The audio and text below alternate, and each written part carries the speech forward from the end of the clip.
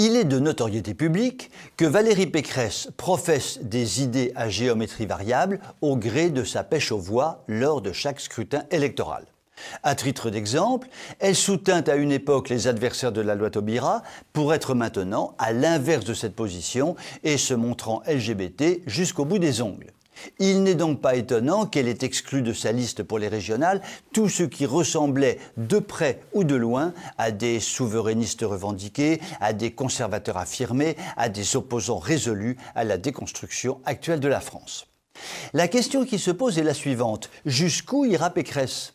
À cet égard, avoir choisi en 9e position sur sa liste des régionales, et donc en position évidemment éligible, une femme qui propose une politique dénataliste interpelle juste quelque part, je veux dire. Ainsi donc, Marie-Ève Perrut, la 9e du nom, a déclaré martialement qu'il fallait pénaliser les familles de plus de 2 enfants en supprimant toute allocation familiale pour ce type de famille et au contraire subventionner les familles qui sauraient être raisonnables et vouloir sauver la planète, à savoir les familles de 2 enfants maximum. Car Marie-Ève Perrut ambitionne de sauver la planète. Pauvre planète qui n'a rien demandé à personne. Et pour cela, Marie-Ève, la mal nommée, considère que l'enfant détruit la planète. Ce qui n'est vraiment pas chic de la part de ces sales gosses. Sale gosse, va. Tiens. Marie-Ève s'avère être tout à fait en phase avec la Chine communiste, qui fut une grande adepte d'une politique drastique de limitation des naissances, mais poussant plus loin le bouchon qu'elle, puisque les bébés en surnombre étaient assassinés à la naissance.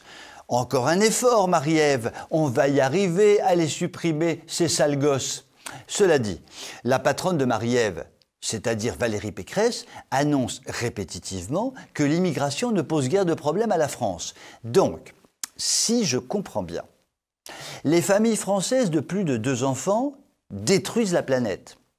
Mais les 400 ou 500 000 immigrés qui entrent en France chaque année sont une chance pour la France et ne détruisent donc pas la planète. Donc, poussons le raisonnement jusqu'au bout. La famille nombreuse, blanche, détruit la planète, mais pas la famille immigrée de couleur qui est une chance pour la France. Il y a dans le ventre mou centriste un formidable vivier de contradictions et d'aberrations dans lequel pataugent les politiciens de cette tendance. Tout peut être dit et le contraire de tout, puisqu'aucune colonne vertébrale solide ne sous-tend ce marais. Vouloir reconstruire la France à partir de 2022 avec un tel personnel politique consisterait ni plus ni moins à signer l'arrêt de mort de notre cher pays. Je vous souhaite une très bonne soirée et je vous dis à demain.